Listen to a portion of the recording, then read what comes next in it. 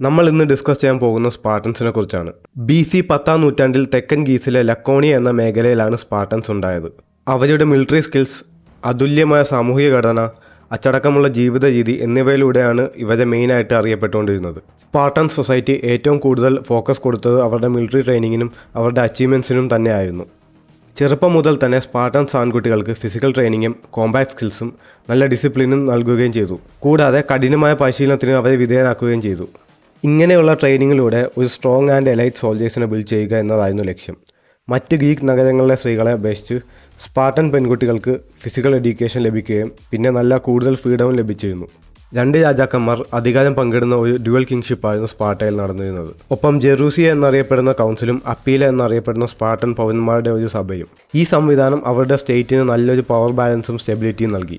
ശക്തമായ Persian സാമ്രാജ്യത്തിനെതിരെ Persian യുദ്ധങ്ങളും ഉൾപ്പെടെ വിവിധ യുദ്ധങ്ങളിലും അവർ പങ്കെടുത്തു. സ്പാർട്ടൻ ധീരതയുടെ ഏറ്റവും പ്രശസ്തമായ ഉദാഹരണമാണ് BC 480-ലെ തെർമോഫൈൽ വാറിൽ സംഭവിച്ചത്. അവിടെ ലിയോണിഡാസ് രാജാവിൻ്റെ കൺട്രോളിലുള്ള ഒരു ചെറിയ സൈന്യം അവരുടെ ഡിറ്റർമിനേഷനും വീര്യം കൊണ്ട് വളരെ വലിയ പേർഷ്യൻ സൈന്യത്തെ ദിവസങ്ങളോളം തടഞ്ഞു നിർത്തി. അവർക്ക് എണ്ണിയാൽ തീരാത്ത സൈനിക നേട്ടങ്ങൾ ഉണ്ടായിട്ടും സ്പാർട്ട കുറെ ആഭ്യന്തര വെല്ലുവിളികൾ നേരിട്ടു. പണ്ട് ഗ്രീസിൽ അടിമകളായി ജീവിച്ചിരുന്ന ഒരു വിഭാഗമായിരുന്നു ഹെലോയ്റ്റ്സ്. സ്പാർട്ടയിൽ ഏറ്റവും കൂടുതൽ ഈ വിഭാഗത്തിലുള്ള ആളുകളായിരുന്നു. കൂടാതെ സ്പാർട്ടൻ സൊസൈറ്റിയിലെ പ്രൈമറി ലേബർ ഫോഴ്സ് ഇവരായിരുന്നു. എന്നാൽ ഈ ഹെലോയ്റ്റ്സ് പിന്നീട് കുറെ പ്രശ്നങ്ങൾ ഉണ്ടാക്കി. ഹെലോയ്റ്റ്സിൻ്റെ പ്രക്ഷോഭങ്ങൾ സ്പാർട്ടൻസിൻ്റെ സ്റ്റെബിലിറ്റിക്ക് നിരന്തരമായ ഭീഷണി ഉണ്ടായിരുന്നു. അതിനാൽ ഈ കലാപങ്ങൾ തടയാൻ കർശനമായ സൈനിക ഭരണം നിലനിർത്താൻ സ്പാർട്ടൻസ് തീരുമാനിച്ചു. ഇങ്ങനെയുള്ള പ്രശ്നങ്ങളുടെ നടുക്ക് സ്പാർട്ടൻസ് നിൽക്കുമ്പോഴാണ് BC 431 മുതൽ 404 വരെ ഏഥൻസുമായിട്ടുള്ള പെലോഫോണിയൻ വാർ വരുന്നത്.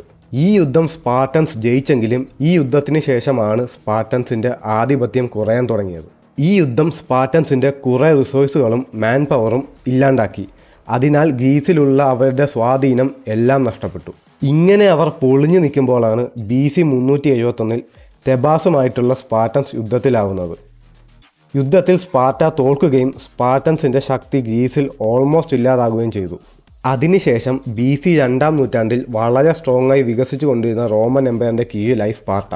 റോമൻസ് സ്പാർട്ടയെ പിടിച്ചതോടെ സ്പാർട്ടൻസിന് സ്വാതന്ത്ര്യവും സ്വയംഭരണവും പൂർണ്ണമായും നഷ്ടപ്പെട്ടു. ഇത്രയൊക്കെ തകർന്ന് തജിപ്പണമായിട്ടും സ്പാർട്ടയുടെ പാരമ്പര്യം നിലനിന്നു.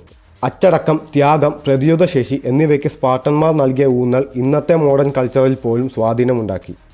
മോഡേൺ മിലിറ്ററി സ്ട്രാറ്റജിസ്റ്റും ഹിസ്റ്റോറിയന്മാരും സ്പാർട്ടൻസിൻ്റെ മിലിറ്ററി ടാക്ടിക്സും പരിശീലന രീതികളും ഇന്നും പഠിക്കുന്നു. എന്നാൽ സമകാലിക സംസ്കാരത്തിൽ സ്പാർട്ടന്മാരെ അറിയപ്പെട്ടുകൊണ്ടിരുന്നത് അവരുടെ ധൈര്യത്തിലും അവരുടെ ഡിറ്റർമിനേഷനിലും കൂടെയാണ്. അവരുടെ ധീരകഥകൾ കുറെ സിനിമകളും പുസ്തകങ്ങളും ആർട്സുകളും സൃഷ്ടിച്ചു. സ്പാർട്ടൻസ് അവരുടെ ഡിസിപ്ലിനും മിലിറ്ററി പവറും ജീവിത രീതികളും കൊണ്ട് ആൻഷ്യൻ ഗ്രീക്ക് ഹിസ്റ്ററി രൂപപ്പെടുത്തുന്നതിൽ നിർണായക പങ്കുവഹിച്ചു. അവരുടെ ശക്തി ഇല്ലാണ്ടായിട്ടും അവരുടെ ധീരതയുടെ പേരിൽ അവർ ഇന്നും അറിയപ്പെടുന്നു ലോകമെമ്പാടും.